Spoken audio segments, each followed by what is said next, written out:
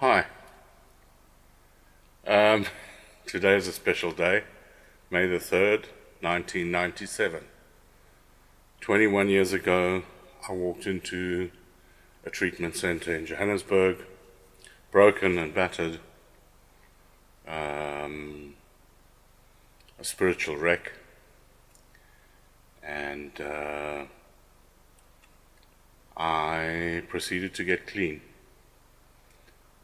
I'm very lucky. My father was prepared to sponsor me there because at one point in time I was thinking of making myself a ward of the state, and I would have ended up going to that place in the Magaliesburg. Forget what it's called. Anyway, I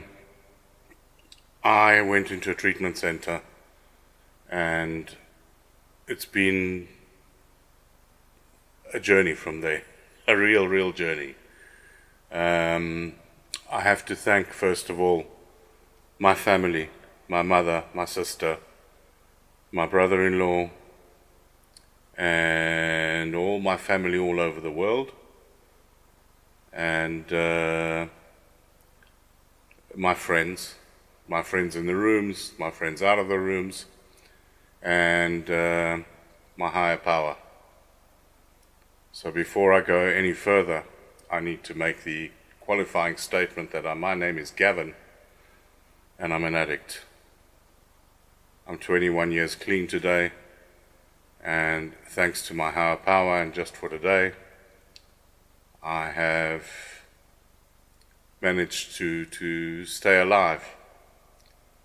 Many of you will remember me from Cork Bay. That was my meeting. That was my home group for many years when I was living in Cape Town, and it still has a very special place in my heart. All the people that I met there, I know we still connected on Facebook somehow, and that's always a good thing.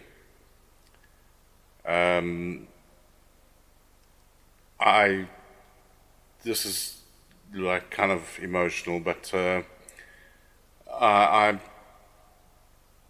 have to talk about how I got where I am, I suppose. The first thing that I had to do was to be honest with myself and to realize that I had a problem, which I had done. I did have a problem, and I was prepared to do whatever it took, including making myself a ward of the state in South Africa, and ending up, I was prepared to do that. I was prepared to go to any lengths to get clean, because I just couldn't handle being where I was. I remember very clearly, and I've shared this many times before, one morning waking up, looking down, and having a 50-cent piece in my pocket. And that was all I had to my name. I had a car, I had tools, I had everything. I had a business. And I'd sold it all, and I had nothing left. And I looked down into my hand, and a 50-cent piece. I had my clothes and that 50 cents, and that was what I had. And, I could have gone and asked for credit. I could have done a number of things to get what I needed to get, but I'd had enough. I was sick and tired, and I used that 50-cent piece to phone my friend Russell, and he came with my friend Stephanie, and they took me out of Hillbrow, and for 3 days I slept. I was in a sorry state, and I slept. I got into a treatment center. I was there for 6 weeks. I went to another treatment center, secondary care, and I ended up staying in Plettenberg Bay, where they were based. I stayed there from 1997 to 2000. I lived there for 3 years. I have some good friends there still. So the first thing that I had to do was to be honest in about everything, not just about the fact that I had a problem. I had to be honest about who I was, and I had to make a searching and fearless moral inventory of myself. And I think that a lot of people that end up in the rooms, that end up in recovery, have a distorted self-view, and they think of themselves as less than, and certainly I thought of myself as less than others. I felt myself to be inferior. I also felt myself to be apart from, not a part of. I felt always distant, and I felt that I was never a part of anything. I always felt an outsider, and it didn't matter who I was with. I felt like an outsider. So I had to be honest about me, and I was totally honest about me with my counselor and with my sponsor, and it did me the world of good, because there were things that I thought about myself that I didn't expect people to understand, and they did. It still amazes me today that they did, and that's okay. So in the beginning, I pretty much stuck to black and white. It's a case of, if I use, I'm going to die. And that was pretty much the thing that kept me clean for a long time. If I use, I'm going to die. And I saw it happen. There are people that started off with me in recovery, that were in treatment centers, that went out and that used, and they died. This disease, and I still do call it a disease, kills. It says somewhere that we get to jails, institutions, and death. And, well, I haven't gotten to death yet, but if I hadn't have gotten into the rooms and I hadn't have gotten clean, I would be dead. And I know that for a fact. I would be dead. The drugs didn't do me any good. That's too true. My heart is not so great. And I think that's because of a lot of the substances that I did, when I was using. But that's what I have. That's where I am. And I'm lucky to be alive. I suppose it's not luck, actually. I want to be alive. I want to live. At one point in time, I didn't. There were, in fact, a number of times that I really didn't want to live. But I'm alive, and I want to be alive. Things have changed since went into the rooms, since I came into the rooms. I have been married and divorced, and I have a beautiful 9-year-old girl. She's the light of my life, and well, I'm just lucky. I'm blessed. I really am blessed. Okay, so what helped me stay clean? Being honest, being black and white. If I use, I die. White knuckle. Just not pick up. That's really, really, really important. And everyone can not pick up. If they choose not to pick up, they won't. It's actually quite simple. But a lot of us trick ourselves into thinking that we can't manage, wherein in actual fact we can. So that's advice that I have to give to anyone that's really struggling. Don't pick up. You've heard that before. You're going to hear it from me, because that's the secret. Don't pick up. Really. It's as simple as that.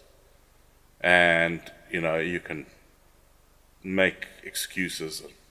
really struggling, and I'm really, I've heard them all, and you've made them all, and I've made them all too, but I didn't pick up.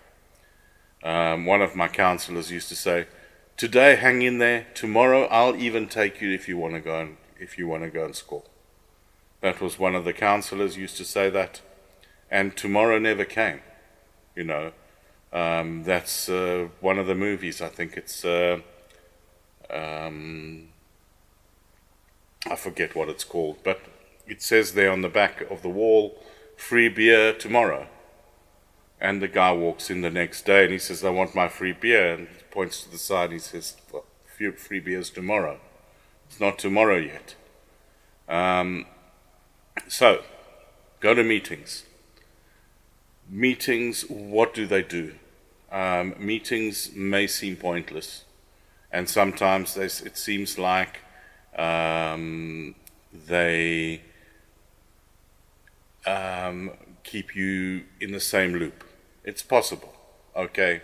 But what meetings do is keep you away from the places and the people that would bring you down. So go to meetings. Very definitely, that's a must. Develop friendships in the rooms, go to meetings, and things will get better. It's not easy at the beginning. It really isn't. People hang. I'm really hanging. I've heard that. I've done it. But it gets easier. The thing is that when I was using, I talk about me, I can't talk about you, but I had this habit, and the habit was that I liked to be out of it. It didn't matter what I was using. It really didn't. I was addicted to out of it.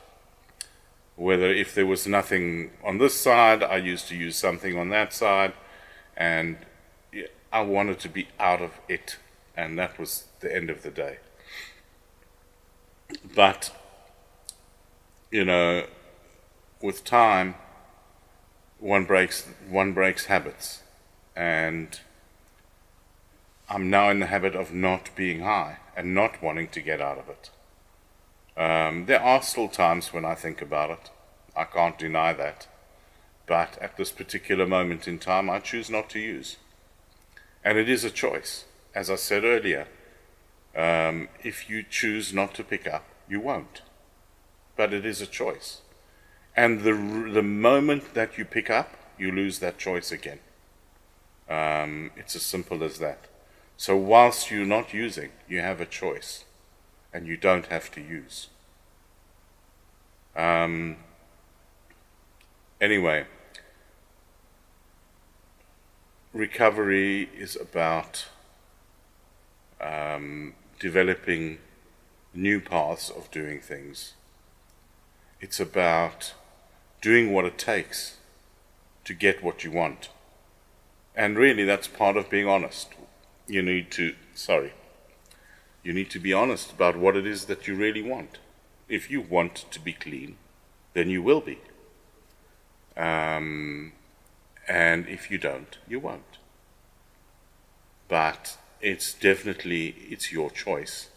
It's everyone's choice. And make the right choice, your life will get better. My life is way better than it was. And part of that is because I handle things differently, mentally. I don't get brought down by little things that fall over in my path. I handle things differently. I think about the world in a different way. And that's good. And that's okay. So, as I say, it gets easier. And life is a roller coaster, Not trying to be on the same plane all the time is hard. But life is a roller coaster, and there'll be ups and there'll be downs. It's the way that you handle them. An old Japanese proverb says, fall down 6 times and get up 7 times. That's life. That's what you need to do. Do what you have to. One of my friends,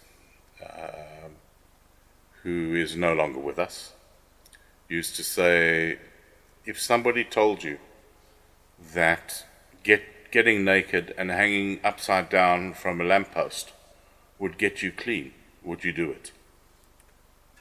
And really, it's about doing what it takes. Doing what it takes, making the right decisions, and really knowing what you want. If you want to be alive and if you want to be clean, you will be. So, thanks very much for listening. I miss all of you, all of my friends from there. As many of you know, I don't live in South Africa anymore. But, yeah. So, be honest. In the beginning, be black and white about it. Don't pick up. Simple. Go to meetings and stay away from those places that you shouldn't be going to. And it gets easier. Those are the 4 basic things that I'd like to give if I can. So keep coming back. It works if you're worth it. And here's the real important thing. You are worth it. So keep coming back. Be well, be clean, and thanks for listening.